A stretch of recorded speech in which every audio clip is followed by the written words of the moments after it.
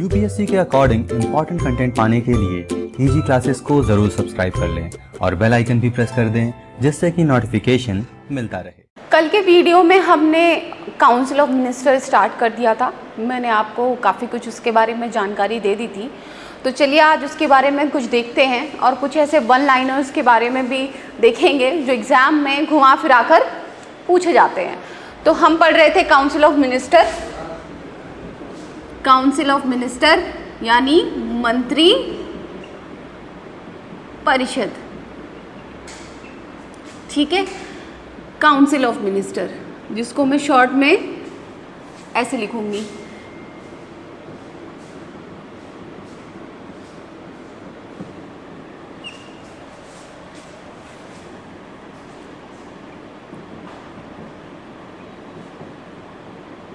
मंत्री परिषद, ठीक है।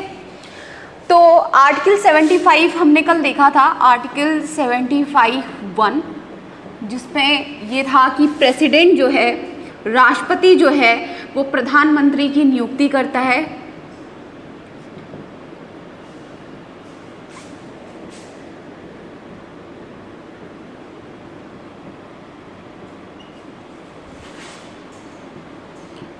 और अदर मंत्रियों की भी नियुक्ति करता है प्रधानमंत्री की सलाह पे। President shall appoint prime minister and other ministers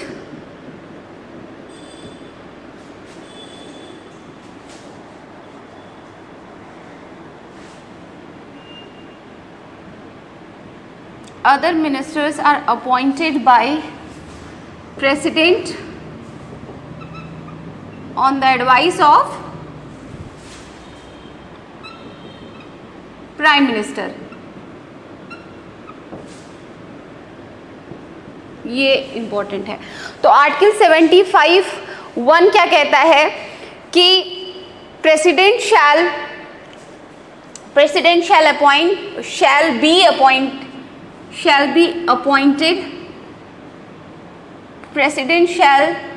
president shall appoint prime minister और prime minister shall be appointed by president, है ना, दोनों लाइन सही है। प्रेसिडेंट शैल अपॉइंट या prime minister shall be appointed by president and other ministers are appointed by president on the advice of prime minister. यानी कि प्रधानमंत्री की नियुक्ति जो है, जो अपॉइंटमेंट है, वो राष्ट्रपति करता है।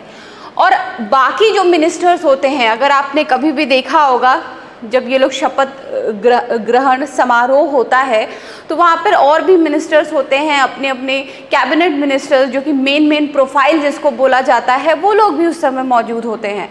तो जाहिर सी बात है कि यहाँ पर जो अदर मिनिस्टर्स होते हैं वो प्राइम मिनिस्टर की सलाह पर राष्ट्रपति दिलवाता है, ठीक है। जबकि सेंटेंस आर्टिकल 75(1) ये कहता है कि प्रेसिडेंट जो है वो राष्ट्रपति प्राइम मिनिस्टर की नियुक्ति करता है, जबकि वास्तविकता यही है कि चाहे वो प्रधानमंत्री हो और चाहे वो अदर मिनिस्टर्स हो, इन सब का अपॉइंटमेंट जो है, इनका जो अपॉइंटमेंट है, राष्ट्रपति भले ही करता हो लेकिन उसका वैविकीय अधिकार नहीं है, मतलब वो अपनी स्वेच्छा से नहीं करता है। जब लोकसभा में जिस पार्टी की बहुमत होती है वो पार्टी जो है अपने नेता को चुनती है, प्रधानमंत्री, और उसके बाद प्रधानमंत्री किसके साथ कार्य कर पाएगा, कार्य करने में जो समर्थ है, उसकी एक टीम बनाता है। और उसकी जैसे कि HRD मिनिस्ट्री हो गई, फाइनेंस मिनिस्ट्री हो गई, डिफेंस मिनिस्ट्री हो गई, बहुत सारी मिनिस्ट्रीज हैं जो इम्पॉर्टेंट मिनिस्ट्री हैं, उन सब की लिस्ट बनाई जाती है और प्रधानमंत्री वो लिस्ट जो है, उन अदर मिनिस्टर्स की लिस्ट जो है, वो राष्ट्रपति को देता है और फिर अपॉइंटमेंट होता है। तो बेसिकली राष्ट्रपति का इसमें अपॉइंटमेंट भले ही करा रहा हो, लेकिन जो लोकसभा में बहुमत चुनकर जाएगी, जिस पार्टी की बहुमत होगी लोकसभा में, उसी पार्टी का नेता जो है प्रधानमंत्री बनता है। और वो पार्टी डिसाइड करती है कि ये प्रधानमंत्री बनेंगे। उसके बाद वो लोग, प्रधानमंत्री जो है अदर मिनिस्टर्स की सूची तैयार करता है कि वो किसके साथ कंफर्टेबल है, और उसके बाद वो राष्ट्रपति को वो सूची दे देता है और उसी के हिसाब से उसे कार्य करना होता है। उसी सूची के हिसाब से वो करना होता है उसको, मतलब उन्हीं लोगों को अपॉइंट करना होता है, वो कुछ नहीं कर सकता उसमें। ठीक है, तो ये बात समझ में आ गई। यही पार्लियामेंटेरियन फॉर्म ऑफ गवर्नमेंट भी है, क्योंकि यहाँ पर जो हेड ऑफ गवर्नमेंट है वो काउंसिल ऑफ मिनिस्टर्स यानी मंत्री परिषद होते हैं, जो पार्टी चुन कर जाती है, जो लोग उसे चुनते हैं वो पार्टी जाती है, उसका नेता और उसी पार्टी के द्वारा, अगर कोलिशन गवर्नमेंट ना हो तो मान लीजिए जो भी पार्टी है जिसकी सरकार बनने वाली है वही अदर मिनिस्टर और प्राइम मिनिस्टर का रोल प्ले करते हैं, जो कि एक्चुअल हेड ऑफ गवर्नमेंट है, जो कि वास्तविक सरकार का मुखिया होता है। तो इसीलिए प्रेसिडेंट का तो कोई ज़्यादा रोल होता नहीं है, जो लिस्ट दी जाती है उसी के हिसाब से उसको अपॉइंटमेंट करनी होती है। ये बात क्लियर हो गई। उसके बाद आप देखेंगे आर्टिकल 75(2) क्या कहता है। आर्टिकल 75(2) कहता है they shall hold the office during the pleasure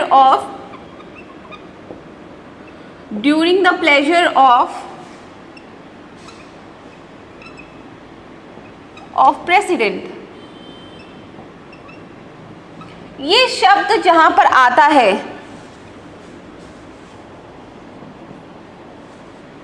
ये शब्द जहां पर आएगा ड्यूरिंग, ये जो शब्द आएगा during the pleasure of president, यानी कि राष्ट्रपति के प्रसाद पर्यंत, राष्ट्रपति के प्रसाद पर्यंत जो ये शब्द आएगा, they shall hold the office during the pleasure of the president, ये शब्द कई बार आएगा during the pleasure of the president. तो हमें यहीं पर जान लेना बहुत जरूरी है कि इसका मतलब क्या होता है, राष्ट्रपति के प्रसाद पर्यंत।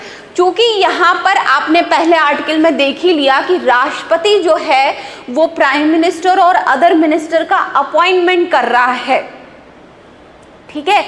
और यहाँ पर आप देखेंगे कि ये कहना चाह रहे हैं कि जो भी मंत्री परिषद होती है इंक्लूडिंग प्रधानमंत्री, वो राष्ट्रपति के प्रसाद पर्यंत उस पद पर बने रहते हैं, है ना।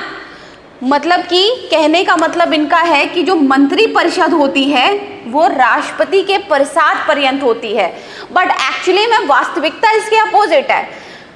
यहाँ पर कहने का मतलब जब जब भी प्रसाद पर्यंत आएगा तो बस इतना ही होगा कि राष्ट्रपति उसकी नियुक्ति करता है और वो सरकार जब चाहे उसे उसके पद से हटा सकती है। आप समझ गए। जब भी संविधान में अब ये सेंटेंस लिखा होगा कि एक तो होता है कि अपॉइंटमेंट फिक्स हो जाती है, फिर आप उसको उसके कार्यकाल से नहीं हटा सकते हैं, ठीक है। वो हम आगे पढ़ेंगे, अभी मैं कंफ्यूज नहीं करना चाहती हूँ, इसलिए कोई भी मैं ऐसा एग्जाम्पल अभी नहीं दूंगी।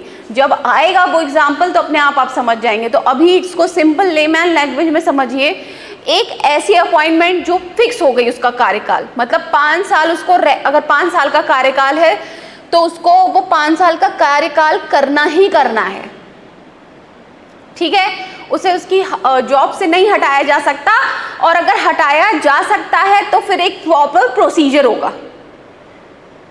वो राष्ट्रपति के प्रसाद पर्यंत, राष्ट्रपति के प्रसाद पर्यंत आपको मैं जब पढ़ा रही थी राष्ट्रपति, तो मैंने आपको बता ही दिया था कि संविधान में राष्ट्रपति जो है, संविधान में जितने भी आर्टिकल हैं, अनुच्छेद हैं, राष्ट्रपति का कोई वैवेकीय अधिकार नहीं है। वो गवर्नमेंट यानी सरकार के इच्छा से, है ना, काउंसिल ऑफ मिनिस्टर या मंत्री परिषद की सलाह से कार्य करता है, ठीक है। तो जो कि हमने आर्टिकल में 74 में देख ही लिया था, कल हमने इस चीज़ को डिस्कस किया था कि आर्टिकल 74 में ये मेंशन है कि president work accordingly on the aid and advice of council of ministers headed by prime minister. ये बात तो कल ही हो गई थी।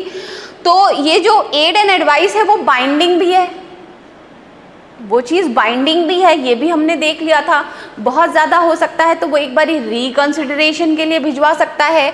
और ये जो सलाह होती है राष्ट्रपति की, राष्ट्रपति को जो दी जाती है, क्योंकि सारा काम तो गवर्नमेंट ही करती है, सरकार ही करती है, तो ये किसी कोर्ट में जा भी नहीं सकता, मतलब आप इसके लिए किसी को कोर्ट में, आप इस चीज़ के लिए कोर्ट नहीं जा सकते हैं कि क्या सलाह थी क्या नहीं थी और वगैरह वगैरह। मतलब ये जो होता है ये किसी भी कोर्ट में क्वेश्चनेबल नहीं होता है।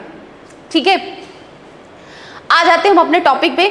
राष्ट्रपति के प्रसाद पर्यंत जब भी ये चीज़ लिखा होगा तो ये समझ जाइएगा कि राष्ट्रपति के प्रसाद पर्यंत यानी राष्ट्रपति उसको उसके पद से हटा भी सकता है। ठीक है, राष्ट्रपति के प्रसाद पर्यंत, तो इसका एक कोई प्रॉपर प्रोसीजर नहीं होगा। जहां पर लिखा होगा राष्ट्रपति के प्रसाद पर्यंत तो आप समझ जाइएगा कि फिर जैसे कि हमने फॉर एग्जाम्पल, चूँकि अभी बहुत ज़्यादा नहीं हुआ है इसलिए मैं उधर पे नहीं जाना चाहती हूँ। फॉर एग्जाम्पल कि अटॉर्नी जनरल जो हम अभी आगे पढ़ेंगे, तो सरकार जो होती है अपना अटॉर्नी जनरल चुनती है और वो अटॉर्नी जनरल को भले उसका कार्यकाल सब कुछ जो है सरकार डिसाइड करती है, वो उसके पद से उसके कार्यकाल मतलब उसको कभी भी हटा सकती है। तो वहाँ पर आप सेंटेंस क्या लिखेंगे? राष्ट्रपति के प्रसाद पर्यंत। अब यहाँ पे राष्ट्रपति शब्द क्यों लिखा जा रहा है जबकि सरकार कर रही है? क्योंकि हमें भी पता है कि जितने एग्जीक्यूटिव, जितने कार्यपालिका शक्तियाँ होती हैं वो सब राष्ट्रपति के द्वारा की जाती हैं। ठीक है, बट कर कौन रहा है एक्चुअली में? Council of minister headed by prime minister. तो यहाँ में भी जो लिखा हुआ है कि they shall hold the office, the ministers shall hold the office. They का मतलब है द मिनिस्टर्स, मंत्री। ठीक है, द मिनिस्टर्स, द मंत्री शैल hold the office during the pleasure of the president. राष्ट्रपति के मंत्री परिषद राष्ट्रपति के प्रसाद पर्यंत पद धारण करती है। इसका मतलब है कि प्रधानमंत्री, यहाँ पे समझ जाइए क्योंकि यहाँ पे मिनिस्टर की बात हो रही है, प्रधानमंत्री कभी भी किसी मंत्री को उसके पद से हटा सकता है। तो आपने डे टू डे लाइफ में भी देखा होगा, ऐसी कोई बात नहीं है। यहाँ पे मिनिस्टर है तो दे को रिप्लेस करके आप मिनिस्टर लगा सकते हैं। तो जाहिर सी बात है, मान लेते हैं फॉर एग्जांपल, मैं आपको अगर एग्जांपल दूं तो एचआरडी मिनिस्ट्री है ना, पिछले वाले गवर्नमेंट में एचआरडी मिनिस्ट्री जो थी वो स्मृति ईरानी को मिली थी, तो बहुत मतलब बाद में उनको उस पोस्ट से हटा के टेक्सटाइल मिनिस्ट्री दे दी गई है ना। तो लेकिन वो उस पद से हटा दी गई थी, उसके बाद उनको दूसरी, और हो सकता है कि किसी को हटा दिया जाए तो फिर नहीं भी बनाया जाए, कोई ज़रूरी नहीं होता है। तो वो प्रधानमंत्री की सलाह पर राष्ट्रपति जो है उसको हटा सकता है और कभी भी किसी दूसरे को नियुक्त कर सकता है या किसी दूसरी जगह पर नियुक्त कर सकता है। तो वो राष्ट्रपति के प्रसाद पर्यंत है, वो तब तक वहां पर बना रहेगा जब तक राष्ट्रपति का हाथ है। तो यहाँ पे राष्ट्रपति से मतलब आप समझिए कि प्राइम मिनिस्टर या हमारा जो प्रधानमंत्री होता है वो राष्ट्रपति को जब तक ना कहे तब तक, अगर राष्ट्रपति कह देता है कि इस मंत्री को इस कैबिनेट से हटा दो या इस मंत्रालय से हटा दो तो वो हटा देगा। तो जहाँ जहाँ राष्ट्रपति का प्रसाद पर्यंत लिखा होगा इसका मतलब है कि वो अपने कार्यकाल, अपने पद से हटाया जा सकता है। ठीक है, लेकिन संविधान में कुछ ऐसे भी लोग हैं जो अपने कार्यकाल पर बने रहते हैं, जितना उनका कार्यकाल है उन्हें नहीं, वो राष्ट्रपति के प्रसाद पर्यंत नहीं होते, फिर उन्हें हटाने के लिए प्रॉपर प्रोसीजर फॉलो करना पड़ता है। ठीक है, हटाए तो वो भी जा सकते हैं लेकिन फिर एक प्रॉपर प्रोसीजर होगा, वो राष्ट्रपति के प्रसाद पर्यंत नहीं होंगे कि गवर्नमेंट ने बोला और राष्ट्रपति ने उसे हटा दिया, ऐसा नहीं होगा। एक प्रॉपर संसद में प्रॉपर उसके लिए प्रस्ताव आएगा, उस हिसाब से फिर वो हटाए जा सकते हैं। तो अब जब भी राष्ट्रपति का प्रसाद पर्यंत होगा तो आप समझ जाएंगे कि गवर्नमेंट यानी जो सरकार है उसकी इच्छा अनुसार वो उसके पद पर बने हुए हैं और जैसे ही उनकी इच्छा खत्म हो जाएगी वो उस पद से हट जाएंगे। भले राष्ट्रपति का शब्द यूज किया गया हो क्योंकि जितनी भी कार्यपालिका चीजें हैं वो राष्ट्रपति के नाम से की जाती हैं। तो ये जो है minister shall hold office during the pleasure of the president, आप इस चीज को समझ गए। अब आगे बढ़ते हैं, ये हो गया। फिर क्वालिफिकेशन पे आ जाते हैं, यानी कि इसकी अर्हता क्या है, मंत्री बनने की अर्हता क्या है। तो आर्टिकल 75(5) में अगर आप देखेंगे, आर्टिकल 75(5) में अगर आप ये चीज नोट करेंगे तो आप ये देखेंगे कि यहां पर लिखा हुआ है कि कोई भी मंत्री संसद के दोनों सदनों से, कोई भी मंत्री संसद के मतलब संसद यानी दोनों सदन के कोई भी मंत्री अगर बनता है, कोई भी अगर मंत्री बनता है तो उसको संसद के दोनों सदनों में से किसी एक सदन का सदस्य होना अनिवार्य है। ये चीज आपको बात समझ में आ गई? तो यहां पर किसी एक सदन का किसी एक सदन का सदस्य होना अनिवार्य है अगर मंत्री बनना है तो।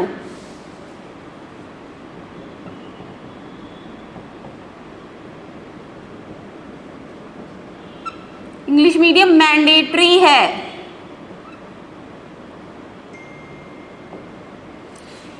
Either house of he has to be, the minister has to be a member of either house of the parliament, that is mandatory। ठीक है, किसी मिनिस्टर अगर बनना है तो किसी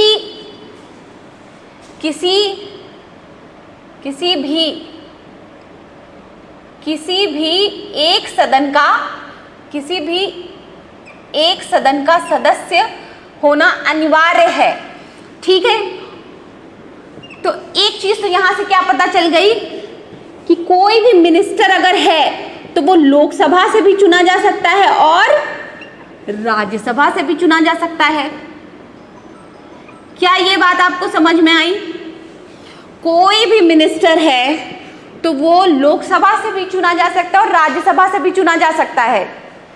देखिए, सरकार हम चुनते हैं तो वो लोकसभा में जाती है, जो भी पार्टी जीतती है वो लोकसभा में जाती है, लेकिन मिनिस्टर जो है वो राज्यसभा से भी चुना जा सकता है। अब मैं आपको एग्जांपल दूं तो इससे पहले जब बीजेपी गवर्नमेंट आई थी, ये वाला जो इलेक्शन इससे पहले वाला, तो उस समय स्मृति ईरानी लोकसभा का इलेक्शन हार गई थी, बट फिर भी वो मिनिस्टर थी क्योंकि वो राज्यसभा की मेंबर थी और वहां से उनको वो राज्यसभा की मेंबर थी उस टाइम पे। ठीक है, इस वजह से उन्हें एचआरडी मिनिस्ट्री मिल गई थी। तो आप राज्यसभा के भी मेंबर हो सकते हैं, आपको मिनिस्टर बनाया जा सकता है। ठीक है, तो एक चीज तो इससे ये समझ में आ गई कि मिनिस्टर बनने के लिए किसी एक सदन का सदस्य होना अनिवार्य है। ठीक है, इसमें एक बहुत इंपॉर्टेंट चीज है, किसी एक सदन का सदस्य होना अनिवार्य है। और अगर कोई मिनिस्टर बनता है और वो किसी भी सदन का सदस्य नहीं है, ठीक है, किसी भी सदन का सदस्य नहीं है, तो उसे 6 महीने के लिए 6 महीने के अंदर इन दोनों में से किसी एक सदन का सदस्य बनना पड़ेगा। मैं दोबारा रिपीट कर देती हूँ कि आर्टिकल 75(5) के हिसाब से अगर आपको मिनिस्टर बनना है तो किसी भी सदन का, चाहे वो लोकसभा हो या राज्यसभा का, उसका मेंबर होना अनिवार्य है। और अगर कोई ऐसा व्यक्ति मिनिस्टर बना दिया जाता है जो किसी भी सदन का सदस्य नहीं है लेकिन वो पार्टी का होगा, तो उन्होंने बना दिया, फॉर एग्जाम्पल मान लीजिए मुझे बना दिया, मैं बीजेपी की हूँ बट मैं किसी भी सदन का सदस्य नहीं हूँ, ठीक है, ना लोकसभा का ना राज्यसभा का, और मैं बीजेपी की पार्टी की मेंबर हूं, तो मुझे मान लीजिए फॉर एग्जांपल एचआरडी मिनिस्ट्री मिल गई, लेकिन मुझे 6 महीने के अंदर लोकसभा या राज्यसभा में से किसी एक का मेंबर बनना ही पड़ेगा, नहीं तो फिर उसके बाद अगर मैं नहीं बन पाई तो मुझे त्यागपत्र देना होगा। तो कोई व्यक्ति दोनों सदनों का अगर सदस्य नहीं है वो भी मंत्री बन सकता है, बशर्ता कि उसको 6 महीने के अंदर किसी एक सदन का सदस्य बनना ही पड़ेगा, नहीं तो उसे फिर त्यागपत्र देना पड़ेगा अगर वो नहीं सिलेक्ट हो पाया। क्या ये बात आप याद रखिएगा। पहली चीज तो मिनिस्टर किसी भी सदन का हो सकता है, लोकसभा का भी और राज्यसभा का, और अगर वो मंत्री बन जाता है और किसी भी सदन का सदस्य नहीं है तो उसे 6 महीने के अंदर किसी एक सदन का सदस्य बनना पड़ेगा, नहीं तो उसे फिर त्यागपत्र देना पड़ेगा। अब कैसे बनेगा? हो सकता है राज्यसभा में चुन लिया जाए और या तो फिर कोई बाई इलेक्शन हो जाए। बाई इलेक्शन का मतलब क्या हुआ, अभी आगे आने वाले टाइम पे आप पढ़ेंगे, मान लेते हैं कि सीट होती है ना, लोकसभा में हो गई या राज्यसभा में हो गई या जैसे भी है, सीट खाली हो गई उसका कार्यकाल बचा हुआ था, फॉर एग्जाम्पल इस्तीफा दे दिया या मृत्यु हो गई अचानक से, तो वो सीट खाली हो गई है ना, तो ऐसे में बाई इलेक्शन हो जाते हैं।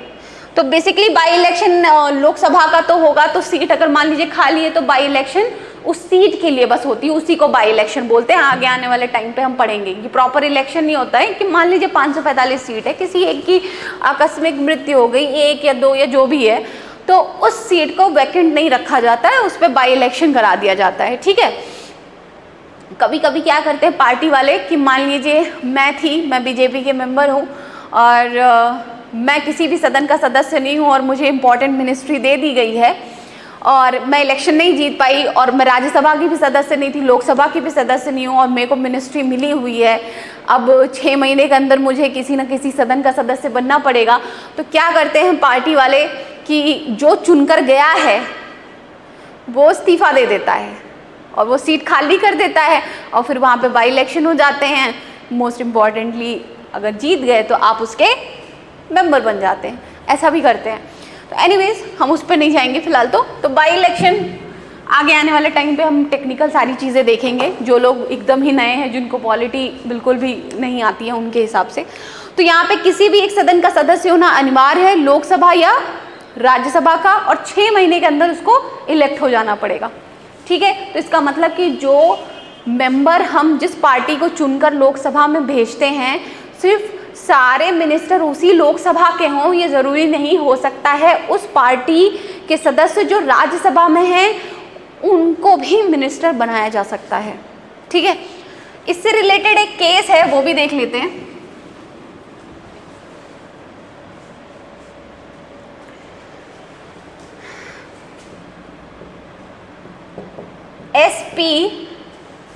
एसपी आनंद बनाम एसपी आनंद बनाम एचडी देवेगौड़ा।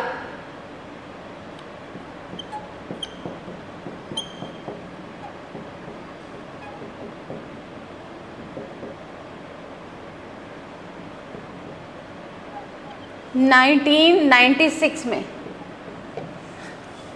यहाँ पे सुप्रीम कोर्ट ने कहा था कि देखिए ऐसा है कि आपको 6 महीने के अंदर, ये केस आया था 1996 में, कि आपको सुप्रीम कोर्ट ने कहा कि ऐसा कोई व्यक्ति जो संसद के किसी भी सदन का सदस्य नहीं है उसे 6 महीने के अंदर किसी एक सदन का सदस्य बनना पड़ेगा, नहीं तो फिर उसे त्यागपत्र देना पड़ेगा। इस केस में वर्डिक्ट आया था, इंपॉर्टेंट नहीं है, लिखना चाहें तो आप लिख लें।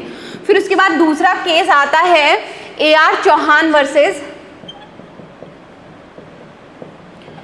AR Chauhan versus state of Punjab.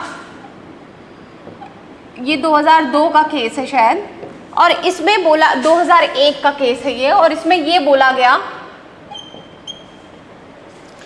इस केस में ये वर्डिक्ट आया कि कोई व्यक्ति किसी भी सदन का सदस्य नहीं था, उसे मंत्री बना दिया गया, 6 महीने के अंदर वो नहीं किसी सदन का सदस्य बन पाया, तो दोबारा उसे फिर मंत्री नहीं बनाया जा सकता है। मतलब आप समझे, मतलब कि ये पार्टी वाले क्या कर रहे थे कि जैसे कि मुझे बना दिया मिनिस्टर, मैं बाई इलेक्शन नहीं जीत पाई और मैं हार गई, मैंने त्यागपत्र दे दिया, मुझे ही दोबारा फिर से बना दिया, अब फिर से मुझे 6 महीने का टाइम मिल जाएगा।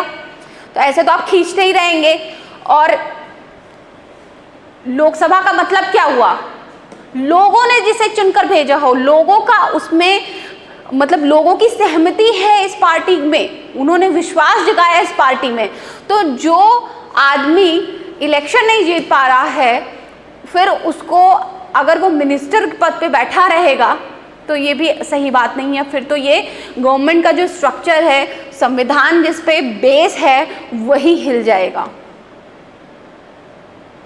इसीलिए सुप्रीम कोर्ट ने बोला कि जो व्यक्ति किसी सदन का सदस्य नहीं था और 6 महीने के अंदर वो बाई इलेक्शन नहीं 6 महीने के अंदर वो बाई इलेक्शन नहीं जीत पाता या किसी सदन का सदस्य नहीं बन पाता है, तो फिर बाई इलेक्शन भी नहीं, मान लीजिए इलेक्टेड भी हो गया, किसी भी तरीके से किसी सदन का सदस्य नहीं बन पाता है, तो फिर वो दोबारा मंत्री उसे नहीं बनाया जा सकता है। ठीक है, ये इसमें था। तो ये बात क्लियर हो गई। अब आगे बढ़ते हैं। तो ये बात कंप्लीट हुई। अब आगे बढ़ते हैं। मैंने आपको बोला था कि काउंसिल ऑफ मिनिस्टर में, काउंसिल ऑफ मिनिस्टर जो है वो 3 मिनिस्टर से मिलकर बनता है। एक होता है कैबिनेट मिनिस्टर, एक होता है minister of state,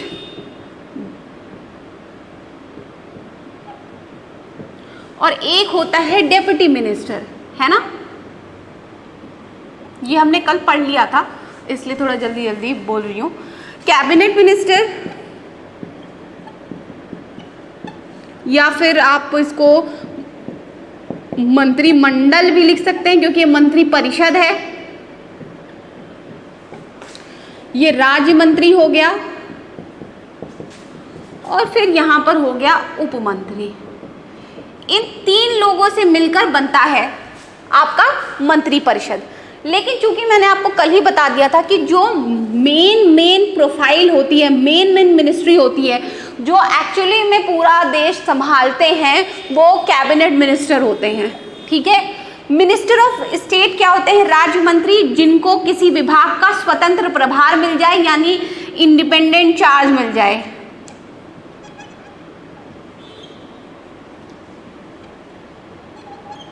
independent charge of department या स्वतंत्र प्रभार मिल जाए। और उप मंत्री होते हैं जो इन दोनों को असिस्ट करने के लिए, सहायता करने के लिए होते हैं। बेसिकली किसी भी मंत्री परिषद की जब बैठक होती है, मंत्रिमंडल की बेसिकली बैठक होती है, तो मंत्रिमंडल में बहुत ज़्यादा होगा तो राज्य मंत्री आ सकता है, लेकिन उप मंत्री कभी भी किसी भी कार्य का या किसी भी मीटिंग का हिस्सा नहीं होता है। तो वो सरकार के किसी भी डिसीजन का, जो पॉलिसी मेकिंग डिसीजन होता है, उसका हिस्सा वो नहीं होता है, क्योंकि वो उन मीटिंग्स का पार्टिसिपेट नहीं करता। बेसिकली कैबिनेट या मंत्रिमंडल की ही मीटिंग होती है और वही पॉलिसी का निर्धारण करते हैं, और राज्य मंत्री को भी न्योता मिल सकता है, लेकिन उप मंत्री उसका भाग नहीं होते हैं। प्रायः मतलब जनरली जो होता है, हफ्ते में एक बारी मीटिंग होती है। हालांकि प्रधानमंत्री कभी भी मीटिंग बुला सकता है। ठीक है। बेसिकली कैबिनेट मीटिंग ही बुलाई जाती है और सभी का उपस्थित हो ये ज़रूरी नहीं होता, लेकिन अगर प्रधानमंत्री ने बोला है और उस मिनिस्ट्री से संबंधित है तो ज़रूर वो उपस्थित होंगे, बट प्रायः हफ्ते में एक बारी हो ही जाती है। ठीक है। तो अगर आप देखें तो मंत्री परिषद जो है उसका पार्ट है कैबिनेट या मंत्रिमंडल, कैबिनेट मिनिस्टर या मंत्रिमंडल, है ना। ये छोटा है, 15-20 होते होंगे बेसिकली, तो ये छोटा है, लेकिन ये सबसे ज़्यादा प्रभावशाली है, क्योंकि यही शक्ति का केंद्र बिंदु है, क्योंकि यही कैबिनेट मिनिस्टर्स जो होते हैं वही निर्धारण करते हैं, वही पॉलिसी मेकिंग का निर्माण करते हैं, है ना। तो मंत्री परिषद का भले ही ये छोटा सा पार्ट हो, लेकिन शक्ति का जो केंद्र है वो ये है। ठीक है। इसीलिए रेम जेम्योर, इंग्लिश में रेम जेम्योर, ये एक पॉलिटिकल फिलोसोफर थे। उन्होंने बोला हुआ है कि जो कैबिनेट मिनिस्टर होते हैं वो शक्ति का परिचालक होते हैं, शक्ति परिचालन इनके हाथों में होता है। ठीक है। अगर कभी पूछा जाए कि किसने कहा कि कैबिनेट मिनिस्टर शक्ति का परिचालक यंत्र हैं, जिसमें सभी महत्वपूर्ण विभाग जो हैं सभी महत्वपूर्ण विभागों के अध्यक्ष सम्मिलित होते हैं, ये किसने बोला? शक्ति के परिचालक तंत्र के रूप में कार्य करते हैं कैबिनेट मिनिस्टर। ये किसका वाक्य है? तो आपको याद होना चाहिए, ये इन्होंने कहा था। ठीक है। बहुत ज़्यादा इंपॉर्टेंट नहीं है, आज तक कभी पूछा नहीं गया है, बट मैंने बता दिया। तो ये जो है वो मेन होते हैं। ये क्लियर हो गया। तो मेन ये है, ये शक्ति का परिचालक यंत्र है, सारी शक्तियाँ इनके अंदर केंद्रित होती हैं, और महत्वपूर्ण विभागों के अध्यक्ष यही होते हैं, है ना। जो इम्पॉर्टेंट प्रोफाइल्स होती हैं या मिनिस्ट्रीज होती हैं वो इन्हीं के पास होती हैं। अगर हम देखें ओथ की बात करें, शपथ और गोपनीयता, मिनिस्टर्स की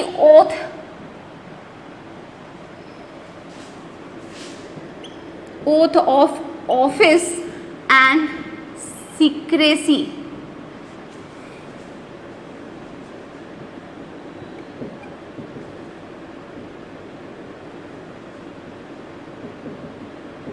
पद और गोपनीयता की शपथ अब देखिए यहां पर क्या है, अगर आपको याद होगा आर्टिकल 60 और 69 कुछ याद है, ये प्रेसिडेंट का है और ये वाइस प्रेसिडेंट का है, ये दोनों ओथ से जुड़े हुए हैं। ये राष्ट्रपति के शपथ का है और ये वाइस प्रेसिडेंट के शपथ का है। तो जब मैंने प्रेसिडेंट और वाइस प्रेसिडेंट आपको पढ़ाया था तो मैंने कहा था कि इसी आर्टिकल में इनके शपथ का ड्राफ्ट है, जो प्रारूप है वो इसी आर्टिकल में दे दिया गया है। और इनके लिए अनुसूची 3 में जो हमारे पास 12 अनुसूची है लास्ट में, हम तो अभी चैप्टर पढ़ रहे हैं ना, याद आया आपको, हम बुक पढ़ रहे हैं, तो लास्ट में जो अनुसूची जोड़ी गई है जिसमें इंपॉर्टेंट चीज़ें या लिस्ट डाल दी गई हैं, तो बाकी सबके लिए जो है अनुसूची 3 में शपथ कैसे, सबका अपना अपना ड्राफ्ट है, हर किसी का जो शपथ का फॉर्मेट है वो एक जैसा नहीं है, सबका अलग अलग फॉर्मेट है, ठीक है। तो यहाँ पर मैंने आपको बोला था कि प्रेसिडेंट और वाइस प्रेसिडेंट का अनुसूची 3 में नहीं है शपथ, ये पूछा जा सकता है, अभी तक पूछा नहीं गया है। तो अनुसूची 3 में इनका शपथ का जो फॉर्मेट है या ड्राफ्ट है वो अनुसूची 3 में नहीं है, बल्कि आर्टिकल 60 में प्रेसिडेंट का और आर्टिकल 69 में वाइस प्रेसिडेंट का है। लेकिन जो मिनिस्टर्स का या प्रधानमंत्री का पद का जो ओथ है वो अनुसूची 3 में है, शेड्यूल 3। मैंने आपसे बोला था हमेशा रोमन में होता है। ये बात आपको समझ में आई कि जो प्रधानमंत्री का या मिनिस्टर का जो पद का ड्राफ्ट है, शपथ का जो ड्राफ्ट है कि उनको कैसे ओथ लेना है, उसका फॉर्मेट क्या होना चाहिए, वो शेड्यूल 3 में है। जबकि राष्ट्रपति और उपराष्ट्रपति का उनके आर्टिकल में ही दिया हुआ है ड्राफ्ट, लेकिन बाकी सबका शेड्यूल 3 में दिया गया है और सबका अपना अपना वो होता है, ओथ लेने का ड्राफ्ट या फॉर्मेट होता है, सबका एक जैसा नहीं होता है।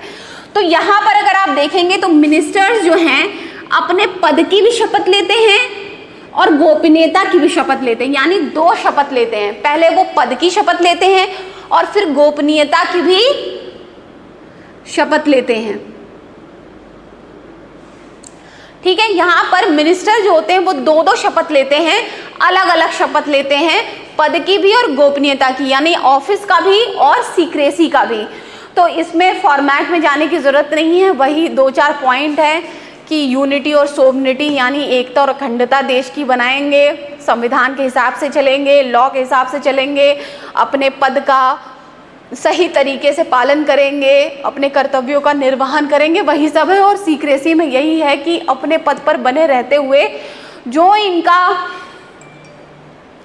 कोड ऑफ कंडक्ट है, जो code of conduct of business है, उसमें जो सीक्रेसी है या गोपनीयता है वो बनाए रखेंगे, ठीक है। उसकी है, हम उसमें नहीं जाएंगे, बस आप ये याद रखिएगा कि शेड्यूल 3 में दिया गया है। और ये लोग 2-2 शपथ लेते हैं, पद की भी और गोपनीयता की भी।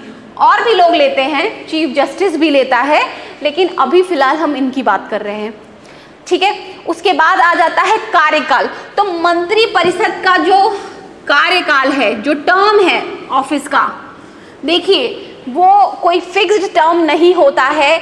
बेसिकली जनरली कब तक रह सकते हैं, लोकसभा का कार्यकाल 5 साल का होता है, कोई भी सरकार 5 साल के लिए चुनी जाती है, तो ये लोग 5 साल तक अपने पद पर रह सकते हैं। लेकिन प्रधानमंत्री जो है, अगर सरकार गिर गई तो उससे पहले ही सब लोग गिर जाएंगे। मान लेते हैं प्रधानमंत्री 5 साल तक रह गया, मतलब सरकार टिकी रह गई, तो कोई मंत्री तब तक अपने पद पे रह सकता है जब तक प्रधानमंत्री चाहता है। तो ओवरऑल मैक्सिमम 5 साल तक रह सकते हैं, क्योंकि कोई भी सरकार जब चुनी जाती है तो वो 5 साल तक रहती है, यानी लोकसभा का जो कार्यकाल है 5 साल का, तब तक रह सकते हैं। लेकिन अगर सरकार गिर गई तो खत्म, रह सकते हैं बट कार्यकाल फिक्स तो नहीं है ना। और दूसरी चीज, मंत्री का तो और भी एकदम क्षणिक है, मतलब कि अगर प्रधानमंत्री चाह ले तो वो अपने पद से हट जाएगा, तो इसमें तो कोई बात बताने वाली है ही नहीं। मैक्सिमम 5 साल तक चल सकता है। अब आ जाते हैं मंत्री परिषद की संख्या, जो कि मैंने कल आपको बता दी थी। आर्टिकल 75 में क्लॉज 1A जोड़ा गया का, जिसमें 91st अमेंडमेंट एक्ट 2001 से ये फिक्स कर दिया गया कि टोटल लोकसभा का 15% से ऊपर मंत्री परिषद नहीं हो सकता। मंत्री परिषद की बात हो रही है, मंत्रिमंडल की नहीं हो रही है। तो 91st अमेंडमेंट एक्ट 2001 से हो गया कि 15% जो है वो लोकसभा का नहीं हो सकता, क्योंकि होता क्या था कि हर किसी को मंत्री बनाए जाते थे ना, जो पार्टी जीत के जाती थी। तो इन्होंने फिक्स कर दिया कि देखिए 15% से ज़्यादा लोकसभा में मंत्री परिषद नहीं हो सकती। मंत्री परिषद की बात हो रही है, कैबिनेट की नहीं। मंत्री परिषद 15% लोकसभा का जो टोटल स्ट्रेंथ है उसका 15% से ऊपर नहीं हो सकती है। तो मैक्सिमम कितनी चली जाएगी? 82 है ना, 545 है, 545 है और इसका 15% है। देखिए कितना हुआ,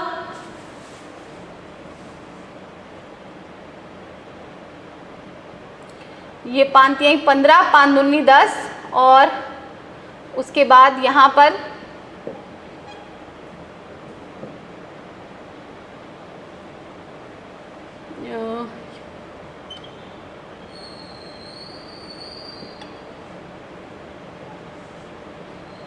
पाँच 20 और अप्रॉक्सीमेटली जो है वो 82 आएगा। अप्रॉक्सीमेटली 82 ही आएगा, ठीक है ना।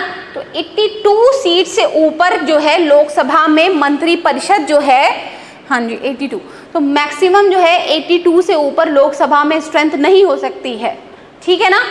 तो 15% ये फिक्स कर दिया गया। ओके, अब आगे बढ़ते हैं। जो एक इम्पॉर्टेंट है वो ये है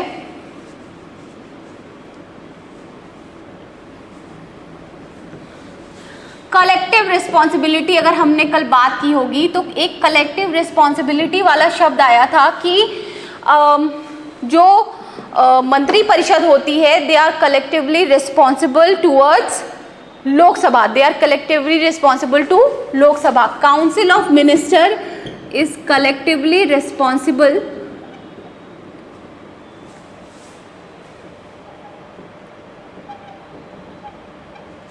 council of minister is collectively responsible to Lok Sabha. ये चीज हमेशा याद रखिएगा। देखिए भले ही मेंबर जो हैं, अब यहाँ पे बहुत सारी चीजें हैं, मैं आपको ऐसे ही समझा दे रही हूँ। यहाँ पे कलेक्टिवली शब्द पे फोकस कीजिएगा। काउंसिल ऑफ मिनिस्टर यानी मंत्री परिषद जो है इस कलेक्टिवली सामूहिक रूप से, मंत्री परिषद सामूहिक रूप से लोकसभा के प्रति उत्तरदायी होती है। अगर यहाँ पर पार्लियामेंट लिख दिया जाए या राज्यसभा लिख दिया जाए तो ये सेंटेंस रॉन्ग हो जाएगा। अब देखिए दो शब्दों पे फोकस कीजिए।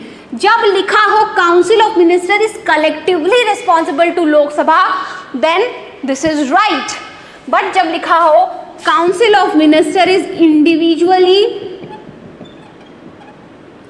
रिस्पॉन्सिबल टू पार्लियामेंट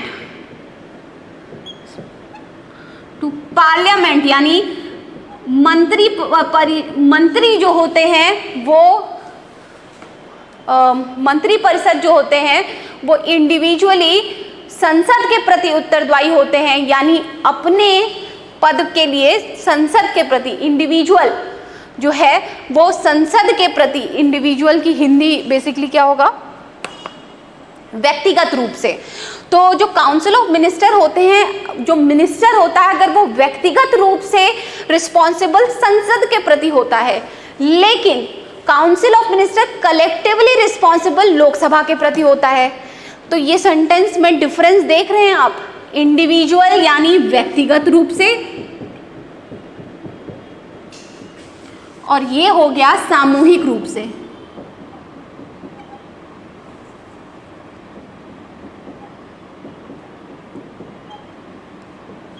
क्लियर हुआ ये बात? ये हो गया आपका सामूहिक रूप से। तो अगर आप यहाँ पर ये देखें तो सामूहिक रूप से का क्या मतलब है, पहले ये देख लेते हैं। देखिए एक बहुत फेमस कोट है कि cabinet council of ministers sinks and swim together, यानी कि मंत्री परिषद एक साथ तैरती है और एक साथ डूबती है। यानी कि अगर किसी भी मिनिस्ट्री, कोई भी मिनिस्टर, मतलब किसी भी मिनिस्टर का, अगर किसी एक मिनिस्टर की रिस्पॉन्सिबिलिटी बनती है तो पूरे मंत्रिपरिषद को रिजाइन देना पड़ता है। For example, no confidence motion यानी अविश्वास प्रस्ताव। अब ये क्या होता है हम आगे पार्लियामेंट जब पढ़ेंगे तब मैं आपको बताऊंगी। कई प्रकार के मोशंस होते हैं, उसमें से एक नो कॉन्फिडेंस मोशन है। नो कॉन्फिडेंस मोशन जो होता है वो बेसिकली ये होता है कि सरकार में अब हमें विश्वास नहीं रहा। तो बेसिकली सरकार में हमें विश्वास नहीं रहा कब हो सकता है, जब जो उसके पार्टी के मेंबर्स हैं या तो वो अदर पार्टी ज्वाइन कर चुके हैं या कोलिशन गवर्नमेंट है, तो अब इनको लगता है जैसे नहीं होता है खरीद फरोख्त हो गई या फिर पार्टी ने अपना हाथ खींच लिया, तो नो कॉन्फिडेंस मोशन। ये अब मैं इसको डिटेल में बताऊंगी आगे, अभी सिर्फ समझाने के लिए बता रही हूँ। तो जब सरकार में अविश्वास हो जाए, जो सरकार देश चला रही है उससे हमें सहमति हो कि हाँ भाई ये लोकसभा में जो है इसकी मेजॉरिटी नहीं रह गई है, बहुमत नहीं रह गई है, अब इसमें विश्वास नहीं रह गया है, उस केस में नो कॉन्फिडेंस मोशन पास किया जाता है। तो अगर वो पास हो गया तो सारे के सारे काउंसिल ऑफ मिनिस्टर एक साथ रिजाइन देंगे। अब ऐसा नहीं है कि एक मिनिस्टर रिजाइन करेगा और बाकी सब काम कर रहे हैं, तो पूरी सरकार को रिजाइन करना पड़ता है इंक्लूडिंग प्राइम मिनिस्टर। या प्राइम मिनिस्टर ने खुद से इस्तीफा दे दिया और बोला कि मैं इस्तीफा देता हूं और मुझे मैं सरकार में मैं इस्तीफा दे रहा हूं, तो उस समय भी काउंसिल ऑफ मिनिस्टर जो है पूरी की पूरी जो है स्वतः डिसॉल्व हो जाएगी, मतलब कि सबको रिजाइन देना पड़ेगा प्राइम मिनिस्टर। दूसरी चीज कलेक्टिव रिस्पॉन्सिबिलिटी क्या होती है, जब कैबिनेट की मीटिंग्स होती हैं तो आपको पार्टी के साथ जो कैबिनेट की मीटिंग का जो बहुमत है, हो सकता है आपका मतलब आपकी सहमति ना हो, बट जो बहुमत है आपको उसके साथ जाना पड़ेगा। ठीक है, जो भी मीटिंग में मंत्रिमंडल की डिसाइड होती है उस वक्तव्य के साथ आपको जाना पड़ेगा, चाहे आप उससे सहमत हैं या नहीं हैं। अगर आप सहमत नहीं हैं तो आपको रिजाइन करना पड़ेगा, त्याग पत्र देना चाहिए कायदे से, क्योंकि आप अपनी पार्टी के विरुद्ध जा रहे हैं, आप कैबिनेट मिनिस्टर्स के विरुद्ध जा रहे हैं। तो जो बहुमत है, कलेक्टिव रिस्पॉन्सिबिलिटी मतलब कि जो मंत्रिमंडल या कैबिनेट की का जो वक्तव्य है उसी की बहुमत के साथ आप जाएंगे। तो ये भी हो गया। अब इंडिविजुअल रिस्पॉन्सिबिलिटी का क्या मतलब हुआ?